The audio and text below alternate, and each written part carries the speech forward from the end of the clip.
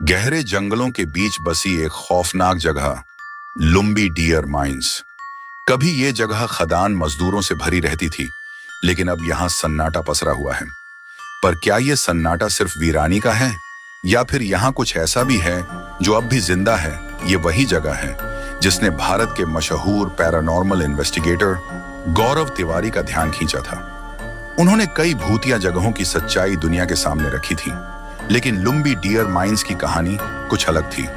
यहाँ के लोगों का कहना था कि खदानों के अंदर कुछ अजीब होता है।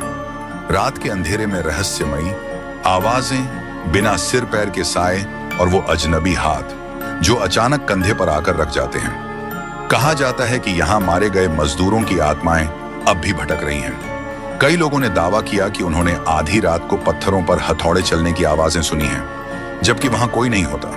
कुछ ने देखा कि रेल ट्रैक पर सफेद धुंधली आकृतियां चल रही हैं और फिर हवा में विलीन हो जाती हैं। लेकिन जो सबसे ज्यादा डराने वाला सच था, वो था यहाँ होने वाली रहस्यमयी गुमशुदगियां। कई मजदूर अंदर गए, लेकिन कभी वापस नहीं लौटे।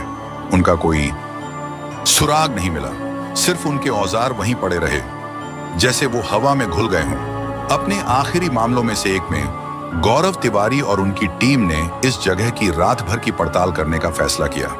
कैमरे, मोशन सेंसर्स और ईवीपी रिकॉर्डर्स लगाए गए ताकि किसी भी पैरानॉर्मल एक्टिविटी को कैद किया जा सके। लेकिन जो उन्होंने रिकॉर्ड किया वो किसी बुरे सपने से कम नहीं था।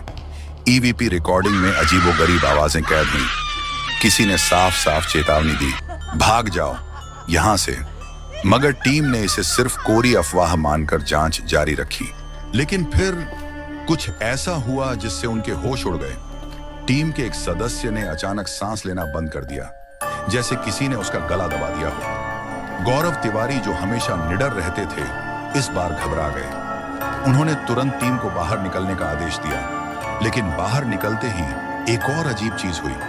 बाहर निकलते ही कैमरे अपने आप बंद होने लगे, हवा में अजीबोगरीब ठंडक फैल गई और रिकॉर्डिंग में किसी के हंसने की आवाज कैद हो गई। एक ऐसी हंसी जो किसी इंसान की नहीं लगती थी।